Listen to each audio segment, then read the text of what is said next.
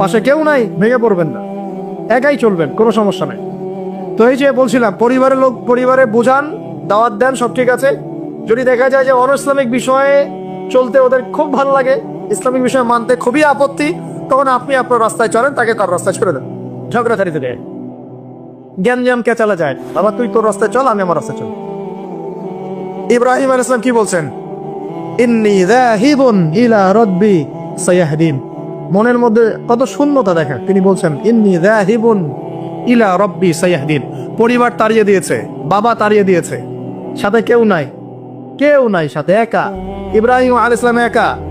আল্লাহ পাক বলছেন ইব্রাহিম একাই একটা উম্মত, ইব্রাহিম একাই একটা উম্মত। তিনি বলছেন আমি চললাম একাই আমার রবের পথে, তিনি আমাকে পথ দেখাবে। এত বড় কথা। এই জন্যই তো ইব্রাহিম আলাইহিস সালামের এত সম্মান। নবীগণের পিতা তিনি, সমস্ত নবীগণের দেখা যায় পিতা তিনি, আবুল আম্বিয়া বলা হয়। কত চমৎকার বালাগাত দেখেন, ইন্নী যাহিবুন ইলা রাব্বি সায়াহদিন, আমি একাই চললাম আমার রবের পথে, তিনি আমাকে পথ দেখাবে। পরিবার থেকেই সর্বপ্রথম বাধা আপনাকে পেতে হবে যদি আপনি দিনের পথে চলতে চান। কারণ এখনকার সমাজের বেশিরভাগ পরিবার ইসলামিক পরিবার নয়। কোনো কোনো সময় পারিবারিক সাপোর্টের অভাবে দিনদার অনেক মানুষও দেখা যায় ট্র্যাক থেকে বিচ্যুত হয়ে যায়, এমন হয় না? পারিবারিক সাপোর্ট একটা বড় জিনিস। আমাদের নবী সাল্লাল্লাহু আলাইহি ওয়াসাল্লামের চতুর্দিক থেকে মানুষ আক্রমণ করলেও পরিবারে তার স্ত্রী খাদিজা রাদিয়াল্লাহু আনহা তাকে বুকে আগলে রেখেছিলেন।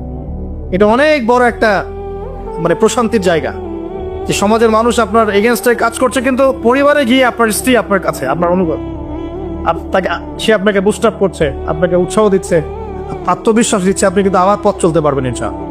এই জন্য আমি বারবার বলি যে বিয়ে যদি করতেই হয় তাহলে দিনদার একজন নেককার মেয়েকে বিয়ে করে খাদিজা রাদিয়াল্লাহু আনহার মতো একটা মেয়েকে বিয়ে। আর যদি ওই যে দিনদার ক্যাটরিনা খুঁজতে যান তাহলে সারা জীবন ওই পস্তাইতে হবে। আর আল্লাহ বোঝার তৌফিক দান করুন। দিনদারিতা দেখে বিয়ে শাদী করে। চাচা আবু তালেব তিনি কিন্তু মুসলিম নন, অমুসলিম হয়েও তাকে পারিবারিকভাবে সাপোর্ট দিচ্ছেন। পারিবারিকভাবে সাপোর্টটা অনেক ইম্পর্টেন্ট। আর যখন পরিবার থেকে সাপোর্ট থাকে না তখন মানুষ কিন্তু ট্র্যাক থেকে সরে যায়। যাই হোক, গভীরে যাই না। নবী সাল্লাল্লাহু আলাইহি ওয়াসাল্লাম যখন দাওয়াতি মিশন শুরু করলেন, ইসলামিক সমাজ প্রতিষ্ঠার চেষ্টা করতে লাগলেন, তখন এই পারিবারিক বাধা, আত্মীয়দের মধ্য থেকে বাধা, সামাজিক বাধা আসতে লাগলো। এক পর্যায়ে হিজরত করতে হয়েছে আবিসিনিয়ায়, তারপর তায়েফ, তারপরে গিয়ে মদিনায়। এখন মদিনায় আলহামদুলিল্লাহ আল্লাহ রাব্বুল আলামিন দিনটাকে প্রতিষ্ঠা করলেন এবং সেখানে নবীকে শক্তিশালী করলেন, সাহাবীরা শক্তিশালী হলেন, আস্তে আস্তে গাজওয়াগুলো হলো, সারিয়াগুলো হলো। এক পর্যায়ে উইদিন 8 থেকে 10 বছরের মধ্যে যে নিঃস্ব হাতে মক্কা থেকে তারা গেলেন মদিনায়, সেই মক্কাই তারা জয় করলেন বিনা বাধায়, বলা যায় অলমোস্ট